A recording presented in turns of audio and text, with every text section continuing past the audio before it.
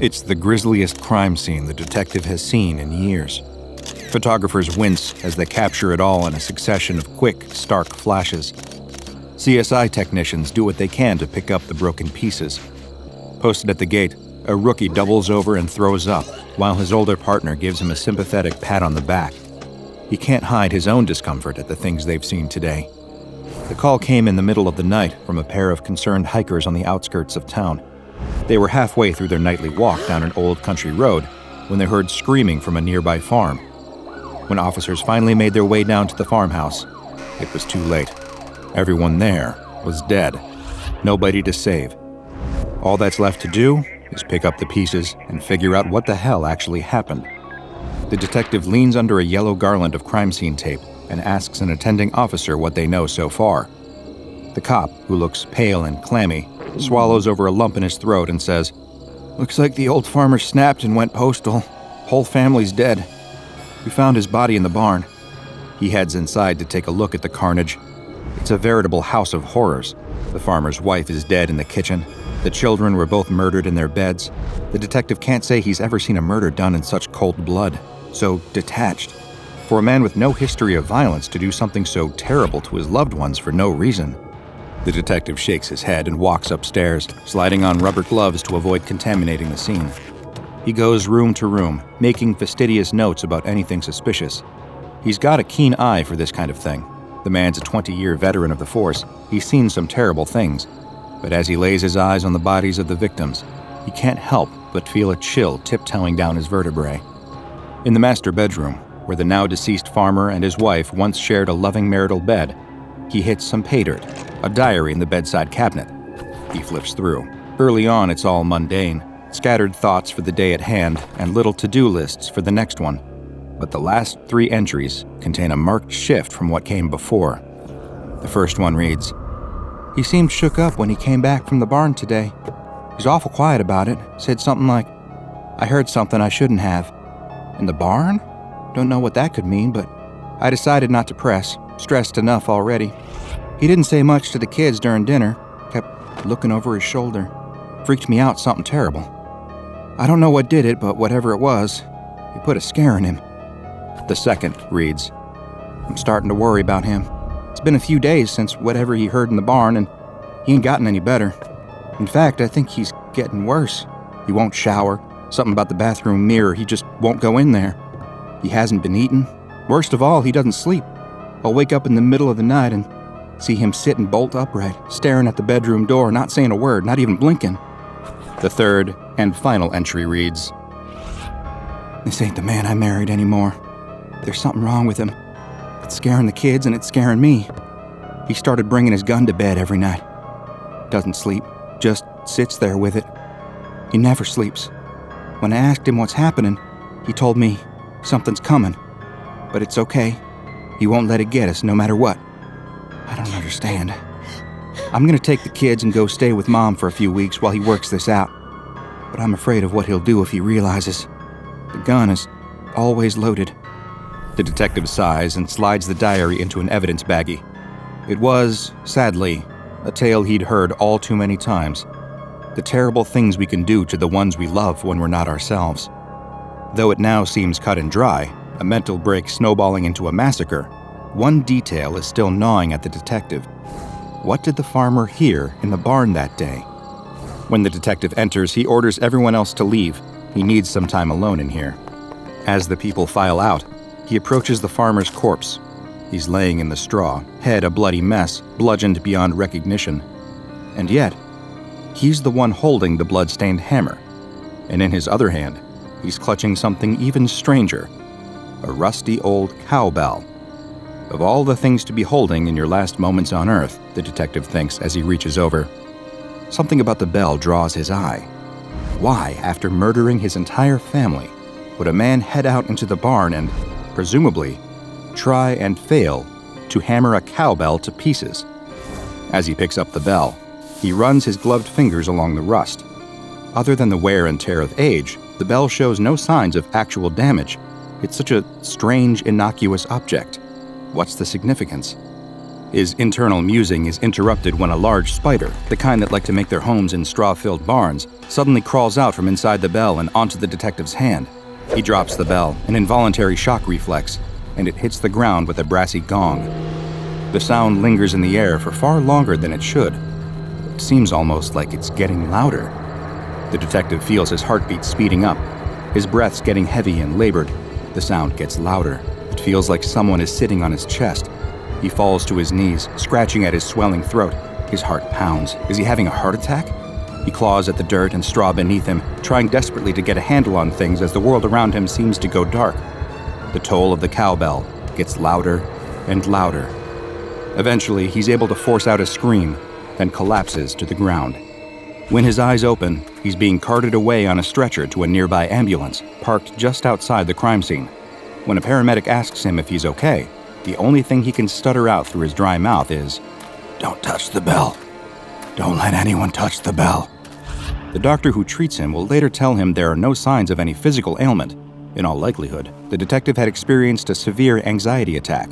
When the detective tells the doctor that he has no history of anxiety attacks and that this is far from the first violent crime scene he's encountered, the doctor purses his lips and knits his brow in concentration. "Very strange," the doctor says. "Perhaps just take it easy for the next few days. Work stress can sneak up on a person, especially in a career as high stakes as yours. It can sometimes manifest in rather strange ways." That night, the detective is at home, brewing himself a soothing cup of herbal tea on his doctor's recommendation. He's still racked by a strange uneasiness from earlier in the day. You see, one of the keys to being a good detective is pattern recognition. You're able to detect obscure links between pieces of information that other people, in the stress of the moment, may not correlate. As the detective sips his tea, he remembers the first entry in the farmer's wife's diary. When the farmer's downward spiral started, it began with him hearing something he shouldn't have inside the barn. The detective doesn't know a lot about what happened to himself in that barn either, but he can safely say he heard something he shouldn't have heard too. He sighs, no point in psyching himself out like this. After all, it's just the post-attack jitters, and turns to his kitchen window, hoping to look out at the night sky and feel a little more at peace. Instead, he sees something out of a nightmare. A tall figure standing behind him, somewhere in the ballpark of human, but also somehow not. It's tall, fleshy, and emaciated. Its face is too smooth, with bulging eyes and a large mouth being the only features. It reaches for him with huge, spindle-fingered hands, mere centimeters away from the back of his head. But the second it sees him looking at it, it turns and begins to run. The detective's mug falls and shatters on the ground. He turns with an involuntary yelp to track the creature, but it's already gone. His kitchen is empty and silent. Of course, one question haunts his mind. What the hell just happened? He's no fool. He knows the mind can play funny tricks on you. After all, who hasn't seen something out of the corner of their eye that gave them a momentary fright before realizing that it was just a trick of the imagination? But this wasn't just a flicker playing on a paranoid mind. The detective would swear on his mother's life that he truly saw this thing, some bizarre humanoid monster standing behind him in his reflection. He doesn't know which possibility scares him more, that there really was something behind him, or that he's starting to lose his mind. Either offered a number of frightening possibilities, but the detective does what he does best, applies logic to a situation. He'd spent the day around a particularly distressing crime scene, read something unnerving in the diary of one of the victims, and suffered a panic attack in the barn. All of this was just a suggestion implanted in his mind, connections being threaded where they shouldn't, a natural side effect of a brain wired to register patterns in strange data clusters. The detective does his best to remain calm for the rest of the evening. Fear is the mind killer. Panic only ever makes a situation worse. These are both things he believes, but he can't seem to shake that creeping feeling of dread. He's being watched. For the first time in his adult life, the detective decides he doesn't want to sleep in the dark. All those shapes in the blackness put him on edge. He thinks that a good night's sleep will probably have him right as rain by tomorrow morning. Everything passes eventually. As his mind drifts and his eyes begin to flutter closed, he starts to wonder if he always left that bathroom door open, or whether it started to open very slowly as soon as his head hit the pillow. Sure enough, he wakes up gasping. Long, cold fingers, abnormally long in fact, and cold as death, have closed around his throat. He's gasping in vain for breath as the hand clamps tighter. His eyes jolt open, and he sees it again, that tall, thin monster lingering over him, strangling him. Its face is split into a wide, sadistic, tooth-bearing grin, or something so thin, it's impossibly strong. The detective can't move, he can't scream, he can't do anything. But as he slips from sleep to true wakefulness, the monster is gone. It wafts out of the room with all the ease of a gust of wind. He sits up, heart pounding, lungs strained, skin slick with sweat. He's never been so afraid in his life. He's been calmer during the active shootouts of his beat days all those years ago. The thing that was strangling him, it looked exactly the same as the monster from the reflection.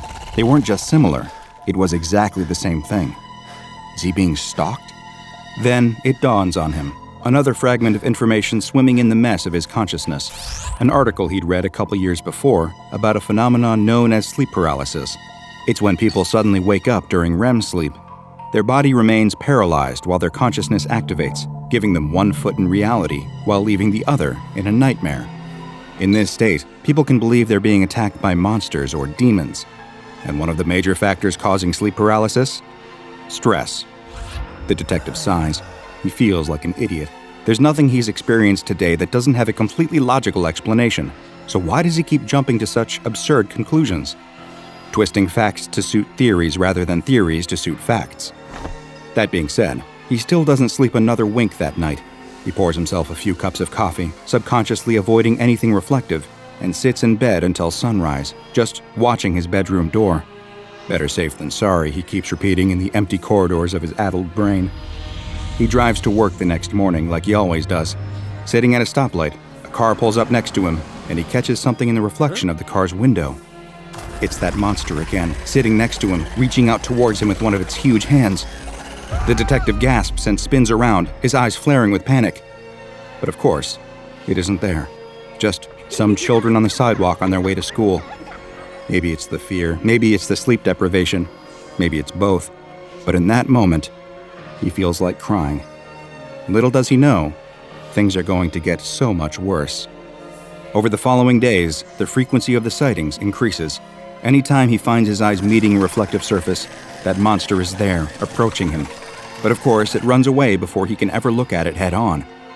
The people at work keep giving him funny looks. He grits his teeth. He can't say anything. If he tells anyone what's been happening to him, they'll haul him off to the funny farm to spend the rest of his life in a padded cell. But he knows he's not crazy. It's too real to be the product of human insanity. This isn't some hallucination. That thing is really there. It's always waiting, always watching. Even when he can't see it, he can feel its eyes on him, sense its malicious intent. It's even worse at night. Every time he tries to sleep, it attacks him. He feels its hand clasping around his throat. He feels its balled fists pummeling his body. He feels its long fingernails scratching into his skin. He can't sleep anymore. He's too scared. And that too takes its toll. Every feeling, every emotion, every thought starts to take on an odd, flat quality, like nothing is quite real. He starts to subsist on coffee, energy drinks, and anything else that will give him a buzz of alertness. He started to carry his service pistol around with him everywhere. He hides it under his pillow at night. He can never be too careful. He knows that the creature is always out there, always watching, always waiting. He knows on some level that it won't stop until it has taken everything from him. He's taking the subway to work again. He's messy, disoriented. His clothes stink. His bloodshot eyes are couched in unsightly bags. He shivers slightly, a nervous twitch. Put simply, he's not the man he used to be. He can't drive anymore. His nerves are too wrecked, and he has to take the bus to and from work. That's when he sees it, not behind him this time, but on the other side of the street as he waits for his bus. It stands among the other pedestrians, all seemingly oblivious to its presence. It just smiles, mocking him. This time, the detective is ready. The detective won't have it. In a single fluid motion, he unholsters his pistol and begins firing at the creature. The street erupts into screams as people scatter to avoid the frantic volley of gunshots, but the creature doesn't move. It just keeps grinning as the detective fires, the rage and sleep deprivation throwing off his aim. He hears the sound of the bell again, its toll rising. It's deafening. He needs to kill it. He needs to get closer. The detective walks toward the creature, firing bullet after bullet. The creature doesn't care. He roars in animal fury. The bell toll rises. A sudden light illuminates the creature's terrible smile, as the detective realizes that the sound he's hearing isn't the toll of the bell at all. He turns just in time to see the bus, but not in enough time to get out of the way. The cowbell the detective found in the barn that day seemed innocuous enough, but this old cowbell, corroded and covered in rust, which no known methods, chemical or mechanical, seemed to be able to remove, would soon have a name: SCP-513. It was discovered by an SCP Foundation agent during Containment Reestablished Procedure Mu at a classified containment site, where its interior was covered in duct tape to prevent it from properly making a sound. There was also a paper note attached reading, "You've seen it, now he can hear you. You've touched it, now he can see you. Never ring it. If you hear it, he can touch you." And this is a warning worth heeding, because ringing SCP-513 invariably results in death. The question is just how much mental and physical anguish it puts its victim through before that endpoint. When the bell is first rung, anyone within earshot will begin to experience extreme anxiety, including physical symptoms such as heightened heart rate and raised blood pressure. They will also report feelings of dread and may claim that they can feel themselves being watched. Within about an hour, this worry is confirmed. SCP-513-1 is the less than charming creature hounding the unfortunate bell ringer, and will begin to stalk the affected individuals. It will appear to approach individuals from behind, but quickly disappear if ever the subject attempts direct visual contact. It will also stage non-lethal physical attacks on its victims during their sleep in order to induce greater levels of psychological terror, though it disappears quickly upon waking. The stalking threat will only elevate over time, leading to increased psychological disarray for the victim. SCP-513-1 will eventually induce paranoia, aggression, hypervigilance, and depression, ending in a distressing and violent death. Because of the immense danger posed to anyone who hears the sound of this cowbell tolling, SCP-513 has been given extensive containment precautions, extensive enough to warrant giving it the Euclid Containment Class, a classification reserved for things that are often unpredictable in containment. SCP-513 is suspended in a 1 cubic meter block of gelatin and contained within a soundproofed, climate-controlled cell. The gelatin is inspected daily for any degradation or loss of integrity. An emergency inspection is carried out immediately following any earthquake, explosion, or sonic event grade 2 or higher. Personnel performing the inspection wear earplugs and active noise-canceling earmuffs at all times while inside SCP-513's cell to avoid any kind of accidental exposure. If the gelatin cube shows any signs of degradation, such as rips, tears, splits, liquefaction, or mold, SCP-513 will be immediately removed and suspended within a replacement cube by a team of surgically deafened Class D personnel.